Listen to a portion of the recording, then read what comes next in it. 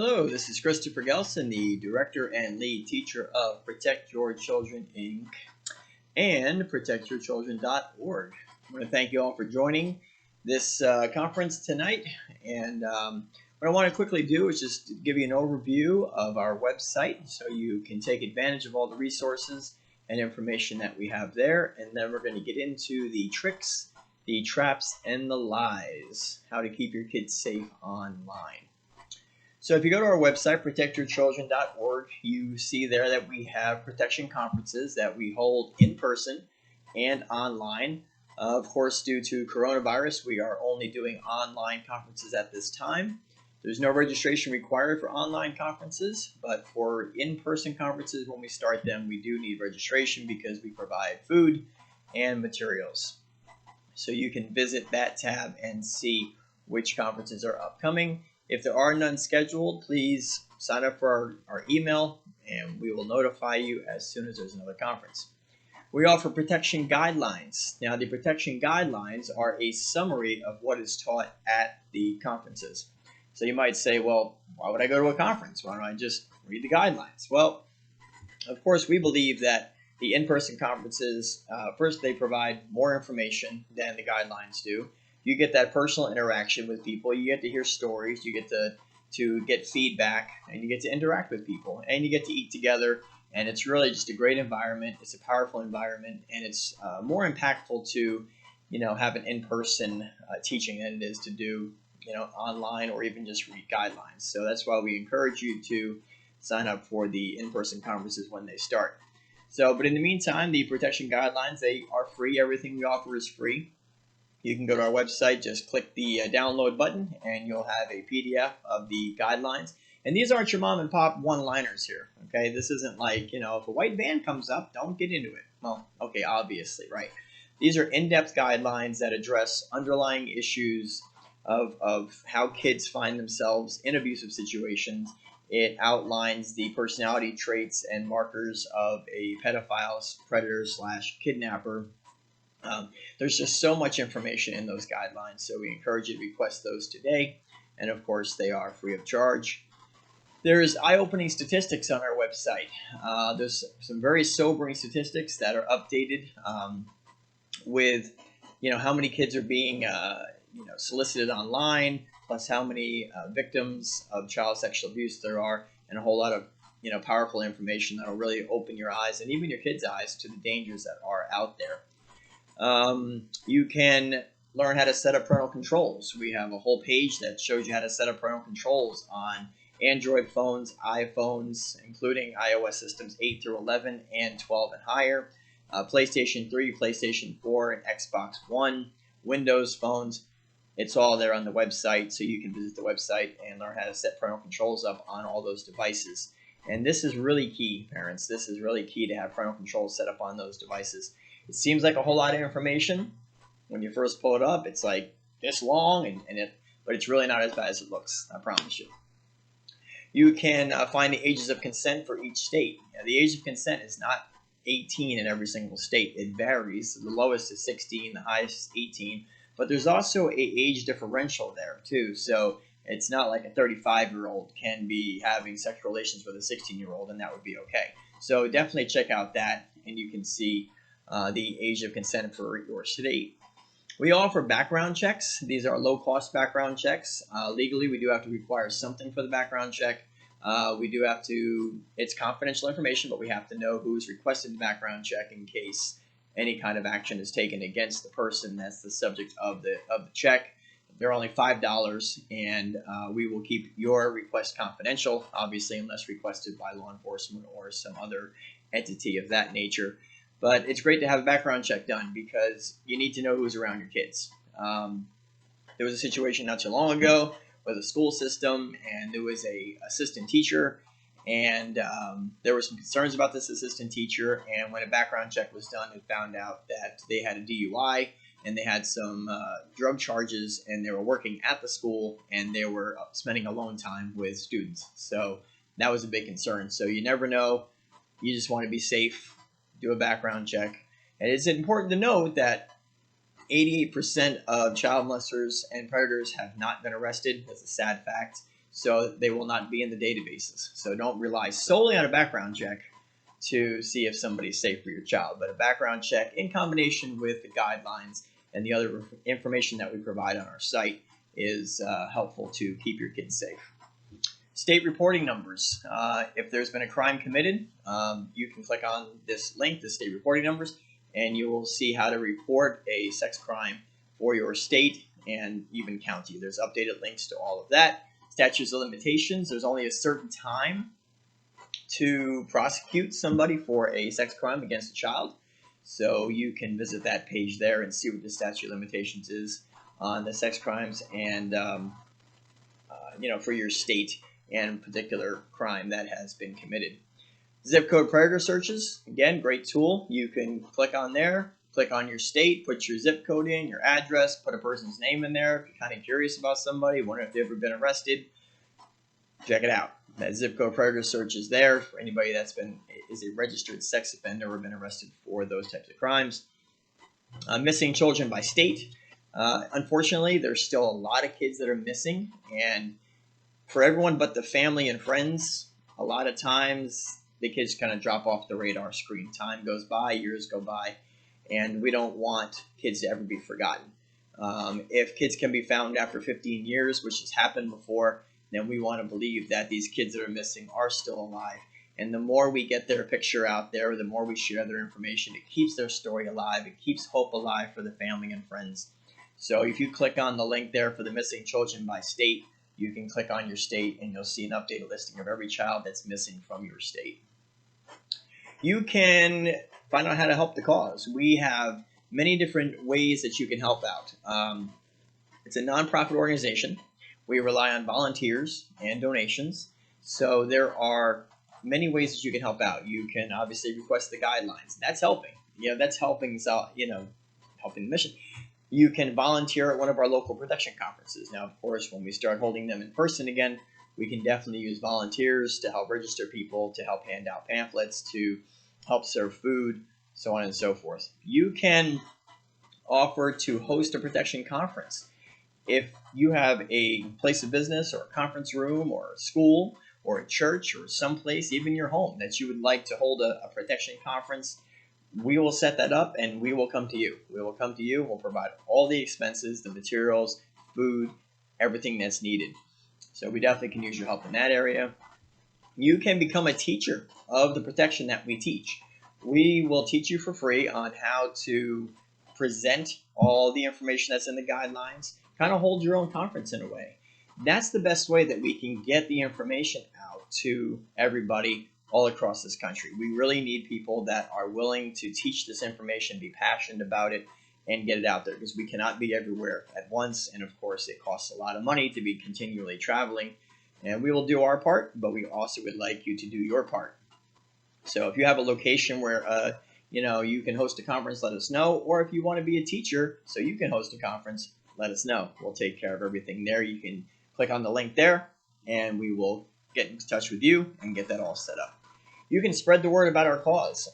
Social media. Social media is big. You can use social media to get our website out there, encourage your friends, family, all your followers on social media, to visit our website, especially if they have kids. You can, say, hey, look, this important information is needed. You got to keep your kids safe. Check out protectyourchildren.org and help to protect your kids. So you can do that. Also, we have pamphlets, brochures that we will send you right here. Pretty cool. And we will send these out to you, as many as you want. This details all of our services, what we provide. Okay, pretty cool. Trifold, nice color. And we will hand these out. We'll send these to you, as many as you want. If you can hand those out and place those, at your work or place of business or wherever that you feel that you can place those. We also have a free magnetic decal for your vehicle. Just has our website on it, protectyourchildren.org. Pretty cool there, right? And we will send these out to you as well, free of charge, and you can put that on the back of your vehicle. Think about that. That means everywhere you're traveling, every time you're sitting in traffic, every time you're stuck at a light, when you're frustrated because that light is taking so darn long, just think about it. The person behind you might be looking up this website and finding out how to keep their kids safe. So that's very cool too. So we'll send those out to you. And finally, donations. We are 501c3. We don't make a profit on anything, but we do have expenses. And you can visit our website if you can make a financial donation. It is tax deductible, and we will email a tax deductible receipt right out to you if you feel so led to be able to do that. So that's a quick overview of the website. Now let's get into how to keep your kids safe online. So, excuse me there. So some tricks used by online predators. Online predators are very savvy. They're creeps. They are definitely warped individuals, and they know how to track kids, and they know how to trap kids online. So let's look at some of the tricks that are used by these predators. Number one, these predators will create false profiles as kids on social media and gaming platforms. They will then become friends with the kids, and they'll compliment them on their TikTok videos and gameplay. They will tell them how great they are and suggest that, they do more things and give them ideas of what they can do. And because most predators online are men who target young boys, they will create profiles as young girls. So think about it. You got a young kid online, and all of a sudden this young girl contacts him and says, hey, you play really good and you want to talk, and starts flirting. And of course, the kid doesn't know any better. So he's thinking it's a, young girl his age, And then they start communicating, getting into conversations, and eventually that conversation may lead to something sexual and inappropriate. And truth is, behind that profile may be a predator, and you just don't know with the internet. So the kids should not be even communicating with somebody online that they do not know in real life, because you really just don't know who they are, and if they're even a guy, girl, man, woman, you just don't know. So they'll create profiles that are not of themselves in order to trick the kids. Predators use microphone voice changers to sound like little kids and then befriend them. Okay, the goal is to start sexual talk and send to receive images and videos. Most predators online, again, are male, so they tend to target young boys. There are some that target young girls, but the reality is these voice changers, this technology that's out there now, that actually allows adults to change their voice to sound like a kid. I don't even know why that would even be something that someone would market if it wasn't for an evil purpose. And then, unfortunately, kids are doing the same thing. Kids want to sound older. They don't want to sound like they're 8 years old. So what they do is they use the microphone voice changer, and they make themselves like, older teenagers, or even adults in some case. And of course, the problem with that is once a kid does that, then other people that they're playing with think that they're older, and then they get contacted and solicited for sexual stuff when really they're only 7, 8, 9 years old. So these microphone voice changers are a real thing. They use them in Fortnite. They use them on Oculus Quest. They use them on different VR platforms. It is out there. Predators will be playing popular games like Fortnite in order to come across as cool to the kids, okay? They will friend them on the games, which enables them to then start sending private messages, okay? So as soon as, and you know this from social media, that as soon as you become friends with somebody, whether it's TikTok, Whisper, Facebook, WhatsApp, Likey, any of those, as soon as you become friends with somebody, now you can start sending them private messages, private videos, images, so on and so forth. So these predators, they know this. So they are all over Fortnite. They're all over Facebook. They're all over, TikTok especially. Whisper is another one that the kids are using now. Snapchat, which we can't figure out any good reason for Snapchat. I mean, the sole purpose is to send text, images, and videos to somebody and then have it delete and erase right after they read it, so parents could never see it. That's like a recipe for bad behavior right there. So these predators will do this, but they try to look cool, and they'll friend them on social media, friend them in the games, and then start sending them messages. Predators will always tell kids how good they are at the games, and even offer to help them get better so they can get more stuff and they'll be more popular. That's a trick that is used on Fortnite a lot. Hey, you're really good, and I got some cheats and some tricks and some things. Why don't you just shoot me a text message or give me your email address or something, and I'll show you how to become even better, and then people are going to think you're great. But again, why is the child talking to somebody that they do not know in real life, and that the parents don't know in real life, right? Online predators are using gaming platforms and they create profiles. This one's just funny to me because, like, duh.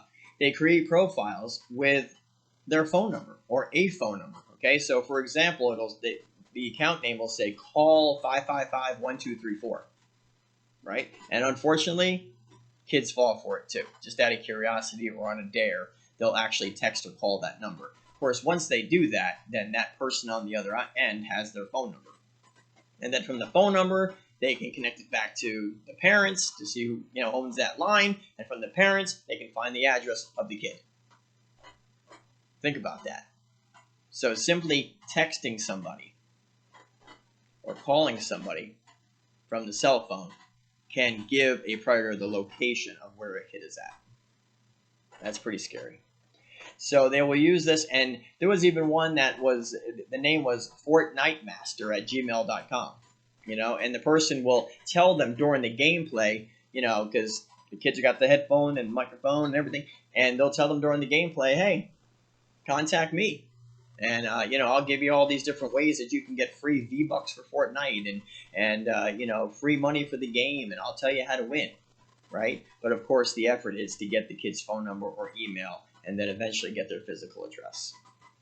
So let's summarize those. So we know that the predators will create false profiles as kids. The predators will use microphone voice changers to sound like kids.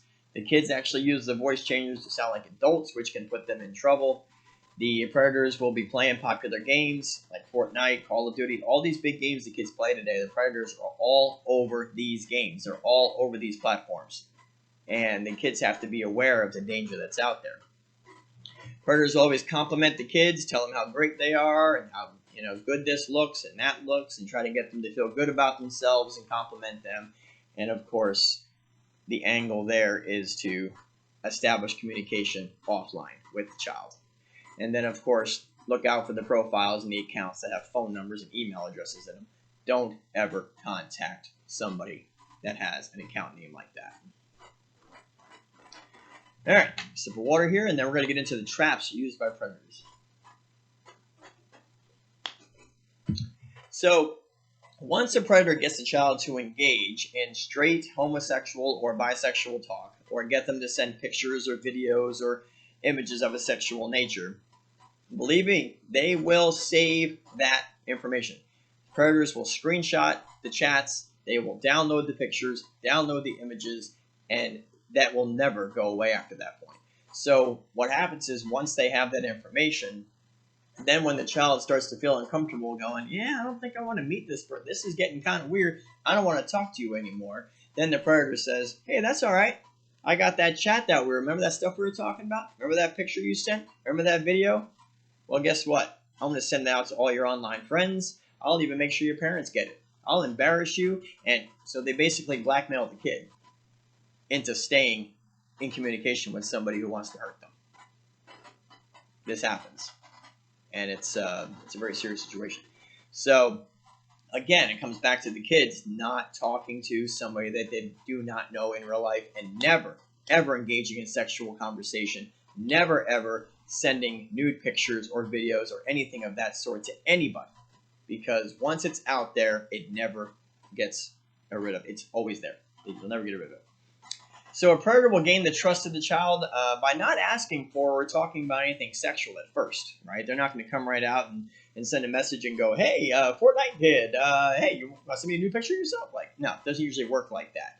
Usually there's a grooming process. There's a testing process. The predator wants to see, just exactly how vulnerable the child is. So it starts off with normal conversation, gameplay, personal things, just like, hey, how's school? How's this? Normal, just, top of the level stuff. But eventually, that can turn once they've established some trust with the child. So they will slowly work inappropriate stuff into the conversation in order to get the child's get their hormones going, and then they'll proceed with requests and, for images and videos and all that stuff. And again, once it's received, they will threaten to post it or share it online, and this makes the kids feel trapped into continuing to communicate. A predator will first become social media or gaming friends with a bunch of your child's friends. This happens a lot on TikTok and other social media apps. So predator creates a profile as a kid. They friend one person that's younger. That person accepts it, and then TikTok notifies the other friends that so and so became friends with so and so. And the next thing you know, 10 kids are now friends with this predator. Right now, he's got access to all these different kids. So predators will become friends on social media with your child's friends first, usually. And then when your child gets the request to become friends with somebody, they think, oh, well, Johnny and Tommy and Joey and Jane are friends with him. Okay, so that's cool. But again, who is the person in real life? You don't really know. And parents, remember that all of the popular messaging and video apps have no age verification. So predators lie about their age and create profiles. Many kids actually, sorry parents, lie about their age and simply sign up with an email address. That's all it takes. And we've had plenty of circumstances that we've heard about where kids as young as 6 or 7 years old are going on TikTok and other different apps, and they're creating accounts, which, TikTok says it's for 13 and older, but they don't verify it. So the kid just puts in a fake date of birth, puts in an email address at yahoo.com or iCloud, whatever it is, gets the email, confirms it, and guess what? Now the 8-year-old kid looks like 16 on TikTok. There you go. So there's a problem with that. So none of these apps have age verification. And this is something that Protect Your Children is passionate about, and we are pushing for that. But there is a lot of very powerful people that do not want age verification for any of these apps or online games. They just don't, because they're afraid to lose money. And they're choosing money over keeping kids safe, which is infuriating, but it actually happens. So remember, none of the messaging apps have age verification. So there's no way to guarantee that who your child is talking to is not another adult that you do not know. All right, so let's recap. On the traps, predator will get the kids to engage in conversation that's inappropriate, get them to send pictures and videos, and then once the child tries to stop, they'll use that information against the child to try to get them to stay communicating and stay doing what they're doing. The predator will at first gain the trust of the child, may not appear wrong, may seem trustworthy and nice and cool, but again, if this is an adult talking to the kid, why is some adult talking to your kid? Why are they associating with a kid that they don't know in real life? There's a problem there. So they may not always just come out talking about it. Let your kids know that just because they're not talking about anything inappropriate does not mean the person's not dangerous. They very well could be. Predator will become social media friends and gaming friends with a bunch of, your child's friends first. Okay, so, just because the child has 6 friends on social media that have this person as a friend does not mean they're good, unless somebody actually knows this person in real life. Okay, and again, the popular messaging apps, video apps, do not have age verification, so there's no way to guarantee who your child is communicating with or who's communicating with them. All right, so some lies believed by kids who find themselves trapped by a predator. One lie from kids that find themselves trapped by a predator or may end up being trapped by a predator is, as long as I don't say my last name or address, then there's no way for the person to find me. Not true. Okay? Predators can easily track IP addresses, phone numbers, and origins of email addresses to learn an area that a child is in. So if a child thinks that they can just text somebody or talk to somebody or message them through text, and there's no way that the person's going to find out where they live. The moment personal information comes out, that person can find out where the child lives. So again, they should not be sharing anything personal, not their last name, not their phone number, not their email address, nothing with somebody that they do not know in real life and that you as a parent do not know in real life. So they also use the child's social media, to look for signs of the town that they live in or school that they go to. Your child should never have a school shirt on, a local sports shirt, or doing videos in front of a street name. A lot of these kids today are uploading videos to TikTok and YouTube and other places, and if there's anything in those videos that indicate where that child lives, just think about that for a minute. So in one video, a child may just say, hey, it's a great day in Florida. And they're thinking, oh, well, it's state of Florida. No one's going to just find me there. But then, 6 videos later, they come home from school and they're like, I'm going to do a video. And they got their school shirt on that says the name of their elementary school. Well, great. Now you got the name of the elementary school and the state they live in. Guess what? Now the predator knows where your child goes to school. So they go to the school website. They find out what time school starts, what time school ends. They find out, hey, does the kid ride the bus or not? Well, all they got to do is just kind of cruise over to that school and watch for the kids coming out. It's that easy. And kids today are uploading videos, and we've seen this happen many times, where they'll have, Miami Little League or South Shore Little League. I'm just coming up with names here. South Shore Little League. Well, you Google South Shore Little League, you'll find out, oh, look at that. It's in Northeast Miami over on 5th Street. Great. Well, guess what? Now they find out when the practices are, and they go there and they wait for the kid that they saw online doing these videos to show up at practice. It's that easy. So kids should never be uploading anything that gives an indication of where they live, what school they go to, what sports team they play for, or anything of that nature. So the lie that the kids believe is that as long as they don't say their last name or address, that they're fine. That is not the case. Second lie, if I get tricked into a sexual conversation or giving out my phone number or other information, I'll get in big trouble and be punished by my parents, okay? Not true. Tell them that that's not true. Tell them that if they don't tell you, that many worse things may happen to them, and also that they will not be in trouble. If they were tricked and they did something and they realized later they shouldn't have did it, they have to tell you in order for them to be safe. Go over with them what we just talked about. If they actually texted somebody that they did not know, tell them that that person can now easily search that phone number, see who owns it, which will probably be the parent. And then from the parent, they search the parent's name, they find out the address of where they live. Now they know where the kid lives. Let them know, okay, ahead of time so that they don't fall into this. And that if they tell you that they did, that you're not going to scream and yell at them, they're not going to get punished, but you're going to protect them. Now, another lie. Even though my parents don't know this person I'm playing with and talking to, it's okay because they're really nice and never say or get me to do anything sexual. They are just so cool. Wrong. Ask your kids why they think an adult that you do not know and they don't know in real life wants to play games with and talk to kids that they don't know in real life. Ask them why they think that is. What, they're just lonely? They got nothing better to do? Except, talk to and try to contact young kids?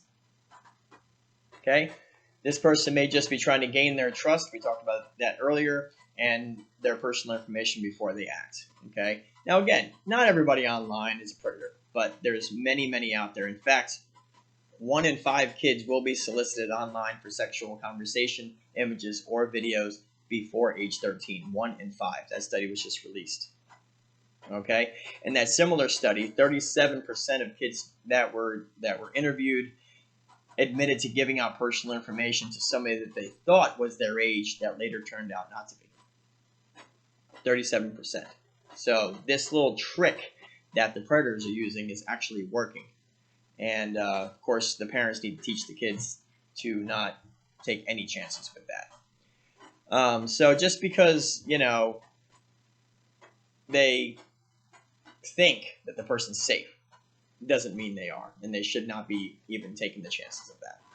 All right, quick recap. Lies thought by kids. If I don't give up my last name or my address, everything's fine. I'm not worried about getting found by somebody. Okay, we know that that's not true. If I get tricked into a sexual conversation or sending something I shouldn't, then I'm going to get in big trouble, so I'm just not going to say anything. Okay, not true. You need to say something because that person very well may try to come and find you. And also, images and videos, if they are sent by kids, and parents, I'm sorry, but this does happen. Kids, like especially teenagers, are doing stuff online with webcams that they should not be doing. And what's happening is the stuff is getting downloaded, it's getting saved, it's getting recorded, and it's actually, a lot of this stuff is finding its way onto adult websites, and they're posting it under teen categories, which is, how that's even legal, I have no idea. I guess because they just claim that 18, right? Teen. But unfortunately, there's a lot of illegal stuff on these adult websites. And if the kids are putting it out, recording it, and they're just thinking it's between their friends, well, somebody's downloading that, keeping it, and it's getting uploaded across the web. So let them know that if anything like this happens, that you're going to protect them, okay? And finally, if just because a person seems nice, okay, doesn't mean they're not going to try to do something later on in the future. So the kids should never be talking to anybody that they do not know in real life, and parents that you don't know in real life, and know that they're talking to. All right, finally, in closing, how to keep them safe, okay? Go over all this information with them. The information is posted on our website, so you can actually go there, and there's a page that says Protect Children Online, and you can see all the information. Go over that with your children. Please go over all this with them. It doesn't take very long, and you can teach them this so that they're aware of it and they don't get caught in these traps, okay? Make sure to use parental controls on their phones, tablets, iPads, game systems, and home computers. Please visit the website that we have, protectyourchildren.org, and go to the parental controls, and you will see how to put parental controls on Android, Apple, PlayStation 3, PlayStation 4, Windows phones, Xbox. It's all there, step by step. Seems like a whole lot, but it's not as bad as you think. So please use parental controls, and this way you can help keep them safe. Parents, you got to be nosy. Parents hate to be nosy. I just want to trust my kid. They'll never fall into anything like that. They'll always tell me. Well, if that was the case, then we would have no reported crimes of kids being solicited online. Okay? Kids do tell, but a lot of them don't. Okay? And if you just think that they're always going to tell and that nothing's going to happen, that is really not a good approach to take. Okay? There are reported crimes that are happening at increasing rates, especially with coronavirus. Kids are online more than they've ever been before. Predators know this. Okay? And unfortunately, there's been studies done that show kids will admit 3 to 5 years later that something happened. So they don't always tell right away. And so you have to know all the warning signs. You have to know these things. You've got to be nosy. Listen, don't worry about the kids freaking out. You got to go through their phones. You got to be looking at their game systems and going through their apps, randomly just to see what's going on there. And the thing is, kids will have passwords on their phones. Why should a parent not know that password? Right? The iPhones now, you can have like a 30-digit password on the phone, right? And the kid has fingerprint and Face ID on there, right? So no parent's going to get into this phone, right? Why is that the case? So parents, you should always have your Face ID on there, your fingerprint in addition to it, and know their password. If kids are trying to hide that, then why?